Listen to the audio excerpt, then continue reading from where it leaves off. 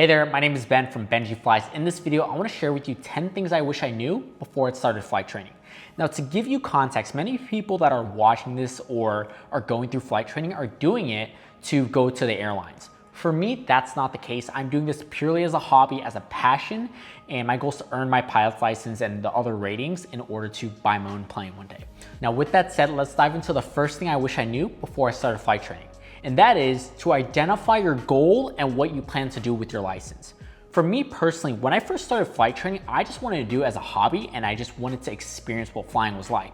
But as I got into flying and as I started building up my hours, I realized that one day I want to own my own jet, and from there I'm able to reverse engineer the course of action I need to do to actually get that. So for me, I don't plan on going to the airlines. I don't plan on becoming a contract pilot for private jets or anything. I just want to get my private pilot, my instrument rating, my multi-engines, as well as my commercial. After I get my commercial and all the ratings like high performance and complex aircraft, I'm done, right? I'm done. I just want to get my commercial license, that way I can build hours, and one day when I buy my own plane or buy my own jet, hopefully it helps lower insurance rates, right? That's what I've heard. That's what other pilots have told me. So that is the route that I know I want to do. For you, if you're watching this, I would sit down and write, cool, what is my goal, right? If you want to go ATP and go work for Delta, create a plan and timeline to help you make that happen. For me, this is what I want to do. And another thing about this is that it's hard to win a race if you don't know where the finish line is. So find out what you want to do, why you want to do it, and create a plan to get there. The second thing I wish I knew is that aviation is a marathon, not a sprint. There are going to be many ups and downs, and I'll dive into this in a second, but as time goes on, what I've learned is that 20% of the time you're actually flying in the plane, and 80% of it is just learning how to become a better pilot. So that's the second thing I wish I knew. And unfortunately, if you're watching this and you're thinking you're going to fly 80% of the time every single day, that's just not going to be the case. And I learned that the hard way. Number 3, truly having a passion for aviation. I knew for a fact ever since I was a kid, I wanted to become a pilot. In high school, I wanted to go to the United States Air Force because that was my plan. But, and I'll create another separate video about this, but I eventually started my own business at the age of 15. I'm 20 years old now, and I was able to scale that up. So as a hobby, I'm doing aviation. But if I didn't have this business, I would have became a pilot. And another reason why I say this is that I've seen other pilots go into aviation just for the money. And from my experience, they just eventually burn out because doing all the ground knowledge, having to deal with weather, having to deal with the planes down for maintenance, that is something that it's really draining and very annoying to deal with. So if I was to share something I wish I knew when I first started for somebody else, go into aviation because you love aviation, not because of money. Because there are better things to do for money as opposed to going through aviation, right? Like starting a business. And the third thing I wish I knew before starting my flight training is having the budget set aside and making sure you can actually afford it to fly consistently. The biggest mistake that I made when I first started flight training is that I was only flying once a week because the budget wasn't there, right? And if anybody has gotten their pilot's license or has even started flight training, flying once a week is going to be damn near impossible to get your pilot's license, right? So making sure that you have a source of income to fund this is really, really important to go through your flight training. Otherwise, if you can't afford it, you just have to stop flight training and then you're gonna get rusty and then you're gonna spend more money trying to get current again. So if I was to start again, making sure that you have a plan in place, how often you're gonna fly, when the deadlines, or when is your plan to get your actual ratings, do your check rides, things like that. And then from there, actually commit to it, because eventually it's gonna cost more to go through and take breaks than it is to just steamroll it all at once. Fortunately for me, I run a business, so I'm able to use the income from my business to fund my aviation journey. And then on top of that, I get to create content, which hopefully is gonna share and maybe one day make money. And the fifth thing I wish I knew is that you have to have the time commitment. For me, like I mentioned earlier, I was only flying once per week, and that is dang near impossible to get your license. If the average private pilot takes about 60 to 80 hours and I'm flying 1 hour a week, that is going to be extremely, extremely difficult. So making sure that you have the time to actually go fly and do your ground knowledge is extremely important. And then on top of that, it doesn't mean you're gonna fly every week. There are gonna be maintenance issues with the plane because it has to go into its inspections and other maintenance stuff. And then weather. Weather is by far one of the most annoying things about flying, especially if you are a private pilot, because something you cannot control, right?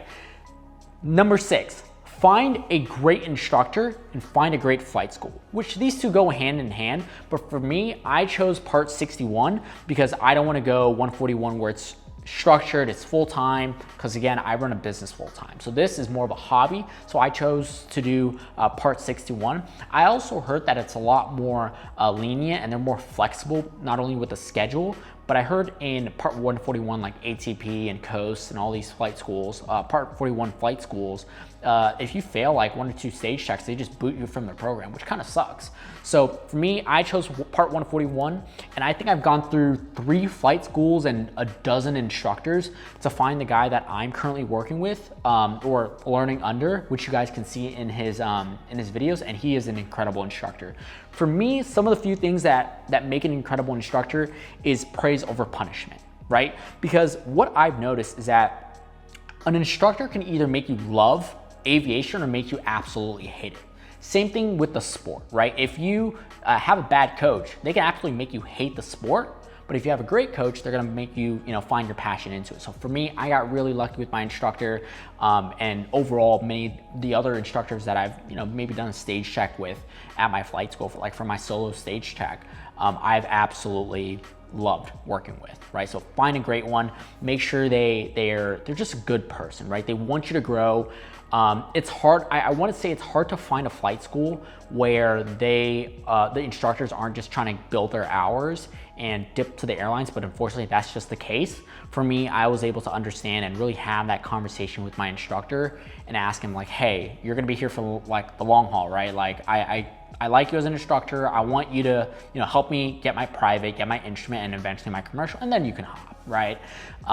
But unfortunately, things happen, and whenever you lose a great instructor, it really, really sucks, right? This is the best instructor I've had, so I plan on staying with this guy. My first few instructors, they just weren't that good, and I didn't really know what to look for.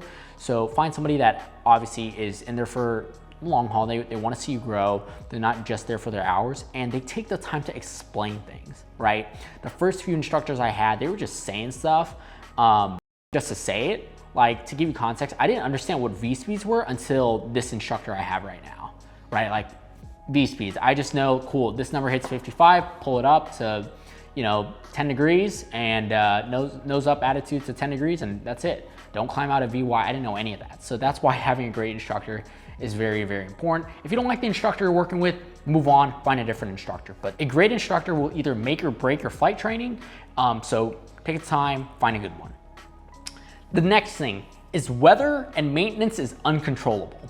And one of the most frustrating things that I have to deal with as a student pilot is weather, especially because as a private pilot student, you can only fly VFR, right? Yes, you're gonna do, actual instrument here and there, as you've seen, because my instructor is awesome and I love IFR, but a majority of the time, if it's super windy, it's super gusty, and you're set to solo that day, and you're looking forward to it all week, and you find out that the weather's bad, and you can't go, it kind of sucks, right? Because it's the one thing you look forward to.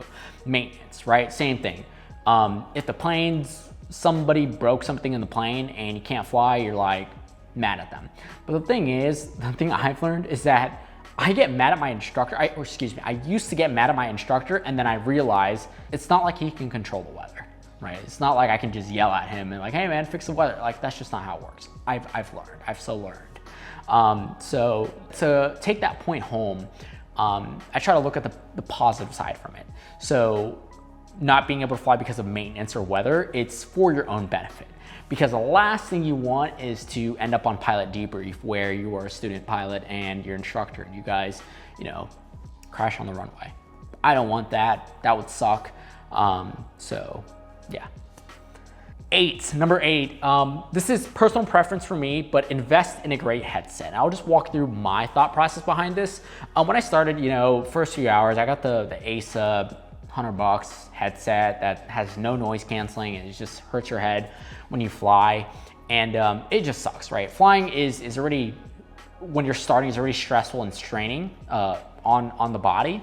The last thing you want is 2 pieces of plastic just cramming in your head. So for me, if you have the budget, invest in a great headset. Plus it keeps you on the hook. It keeps you committed to this flight training, because you just spent, I don't know, $1,300 on a headset. Like, you're gonna do your flight training, right? So it's sunk cost basically, right?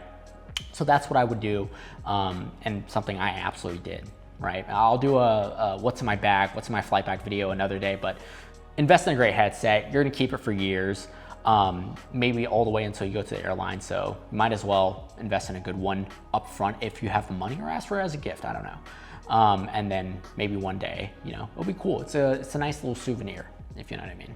Number 9, chair flight and prepare for every flight lesson. So before, one of the things that I would used to do that negatively affected my progress with the flight training is not chair flying, right? I would just study, or I wouldn't study at all actually. I would just go into flight training, try to learn in the flight, which is extremely hard because you're trying to fly the plane as well, and trying to retain information as you're flying the plane, and trying to take notes while you're in the cockpit is really, really difficult and very, very annoying because it's so loud, right? So whenever I prepare to go fly, I like to spend a few hours before driving to the airport to learn the things I need to, right? Go through my ground knowledge, right? Practice and rehearse the maneuvers in my head or as I'm driving to the airport, right?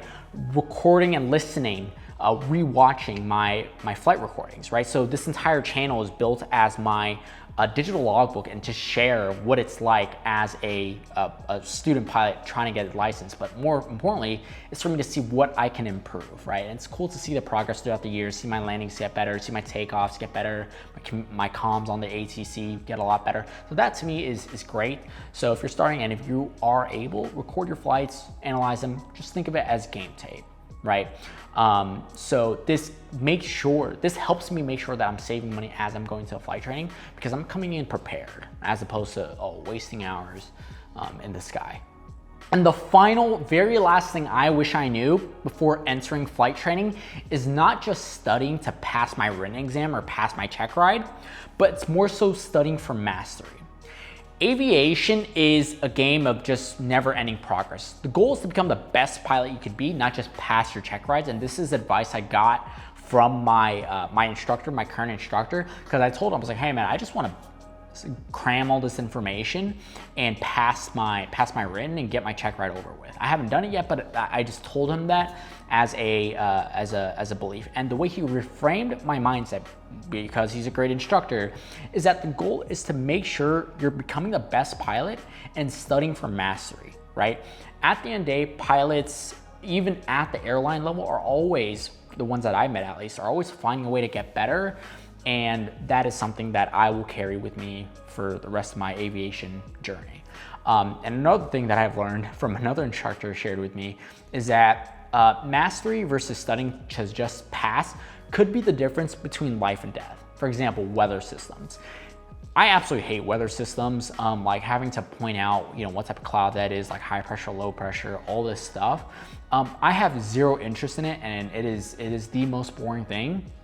In addition to like physics, Bernoulli's principle and all that all that stuff, right?